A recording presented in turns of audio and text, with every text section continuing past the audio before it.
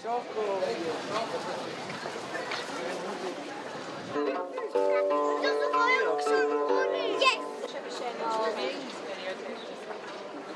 uncle is a really big Starbucks fanatic, and I really had no idea what to get him as a present while I was here visiting, and I kind of happened upon this when I walked into this store, and I was like, well, there's the perfect gift. I think that, like, he'll go into Starbucks he goes every morning, so he'll go into his Starbucks every single morning with his Starbucks kippah, and he'll be like the talk of the town in Starbucks. Why do you wear a kippah?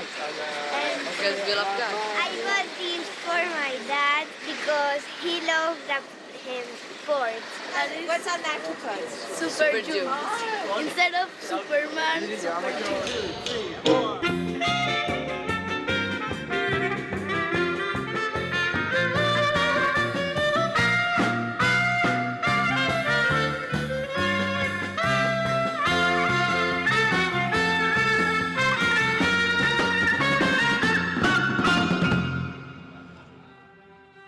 From a purely religious point of view, there's nothing special about wearing a yarmulke. Yarmulke is from the Yiddish, and so it's in American Jewish language is often the word used, but the Hebrew term kippah, I think, is the better term. Wearing a kippah, keeping one's head covered, is something that evolved over time, first as a custom, and traditional Jews believe that if a custom is maintained over a long period of time internationally, it eventually carries the weight of halakha, of Jewish law. It's become an important sign of Jewish identity, of religious observance. It has different meanings in different contexts today, but never does it have the force of Jewish legal authority. You are holding a green kippah. On the inside, it says, "Can you keep a secret? The 40th birthday of Rabbi Adam Schaefer." So many of you know that my husband is known for always matching his kippah, always having the perfect kippah to go with each outfit, or having something funny on his kippah.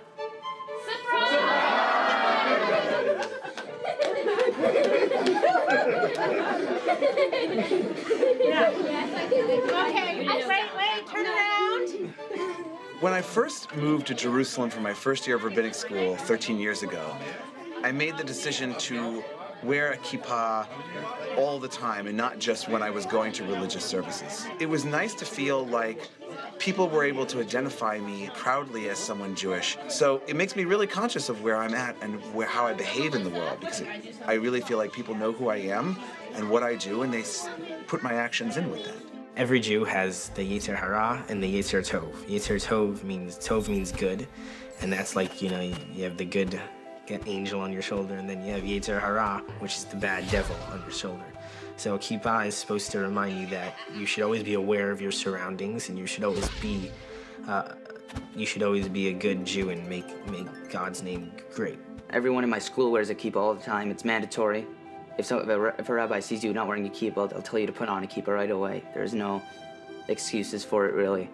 Boys have a dress clothes, button-down shirt tucked into not blue, pretty much anything besides blue jeans and sweatpants, and a tie or a sweater. But you can wear any sort of kippah you want. As long as it's a kippah, anything goes. So I'm wearing Bob the Builder now. This is Bart Simpson over here, and his head's a little warped. I really chose Ernie because he really looks like me, to me, at least. An Apple Computers kippah. Rated E for everyone. Lacoste, a few years ago, everyone was wearing a Lacoste kippah. I don't know why, but it was very popular. I got this John Deere kippah at my friend's bar mitzvah. I don't wear the John Deere kippah to mow the lawn anymore. The fad at your bar mitzvah is to have your initials on the kippah, so I chose to have the 49ers because my initials are SF, Sam Feldstein. His name is Tzvi, which means deer, so he kind of went a little corny, but This is my bar mitzvah kippah. I'm not even a big Kentucky fan, but this actually came from a company called Clipped, with a K. Clipped kippah has a patented clip. It's got 2 built-in clips inside the yarmulke to allow you to wear it and run and do whatever, and it's not going to fall if you don't need to use a bobby pin. One of the most common mass-produced kippot nowadays are those that announce one's allegiance to a particular sports team. I'm a Mets fan. If I wore a kippah and I saw a Mets kippah in a store, I'd grab it in a moment because at one and the same time, both announces that I'm a Jew, but at the same time connects me to American culture. It also announces that I'm a good American. I'm a sports fan. When I was covering a Knicks Maccabi Tel Aviv basketball game in the preseason in 2007, they gave these away. This was the giveaway at night. Here is the Broncos kippah. I'm actually wearing the one I always wear, this one. This is my backup. This is a Denver Nuggets kippah, a Bears kippah. This is a Yankees kippah. No one in this family is a Mets fan, so I don't know where we got this. We just seem to have it. I actually got this at a Mets game. It has the Mets logo on it. This is a Yankees kippah on the other end of the baseball spectrum in many ways. I chose Chelsea because I bleed blue. I love Chelsea. Always have and always will.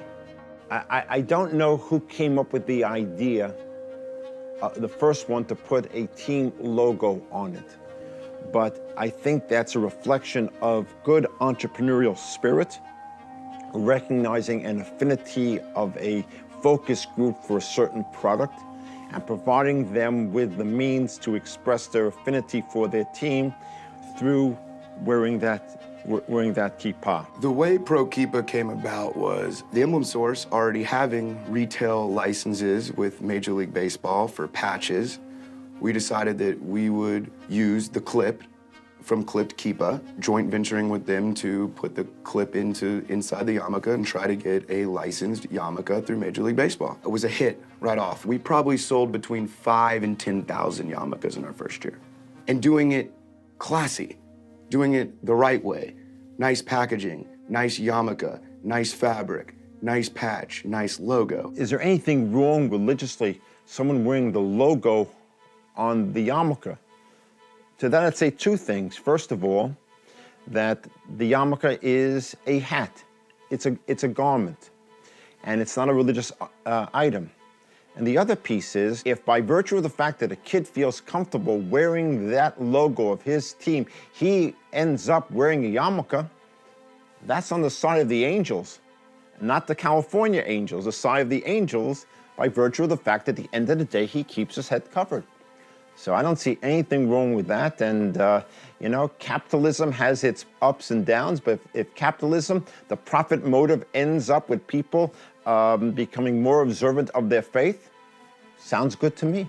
American religion is a marketplace to begin with, right? We have a voluntaristic society. There's no established church. Every particular religion has to sell itself in some way. So the commodification of religion is a longstanding norm in American society. It's only you know, exploded in the recent past. I think that part of the fun and part of the purpose for me is that as much as I believe the kippah does have great religious significance and there are all kinds of different meanings for it, doing it like this makes it something that's really fun and makes it something that is really enjoyable to wear as well. I don't know if it'll ever go catchy as a viral fashion trend, but at least if it can change the attitude towards it, I'll have gone a long way.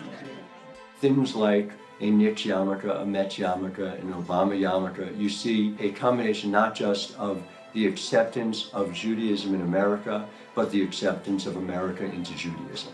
That is the very natural way that assimilation works, sometimes to people's worry. A yarmulke with a Knicks logo on it is different than the way yarmulkes were worn 2,000 years ago. There's just no question about that. But I think an acceptance of one into the other is significant, and I think it goes in both directions. So that's the good news. The bad news is, with acceptance comes a great challenge. Namely, how are we going to survive as a people in a robust environment where we're so accepted, where the possibilities for drifting away are so profound? And that's the challenge that contemporary Jews face. And I see it through the metaphor of sports. Jews are doing very well. Judaism has significant ongoing problems. I think the sports logos in particular are very telling because the way in which one is a sports fan is really analogous to Jewish identity as expressed by the kippah. I was once on an airplane to Israel. I was I think like college age. And I was sitting next to a very large, very nice family. I think they were Methodists on on a pilgrimage, they discovered I was not only Jewish, but I'd been to Israel before, and they started peppering me with questions, and on an 11-hour flight, that's a lot of time for questions, I knew every answer. I could tell them anything and everything they wanted to know about Jews, Judaism, Israel, you name it. And after a certain time, they were really impressed, right? And they said to me, how do you know so much? This is long before I studied this as a scholar, as a graduate student. And I said, well, you know how a sports fan will know every statistic of every player on his favorite team? Well, this is my team. God is, in this case, God, I want to suggest, is secondary at best. It's really about the team you play for. The fact that a sports logo would not seem so terribly out of place on that sign of group identity that coexists with the religious aspect of Jewish experience and Jewish life. The kippah comes out of a religious setting. It still has some religious resonance, but by and large, it's about something else nowadays.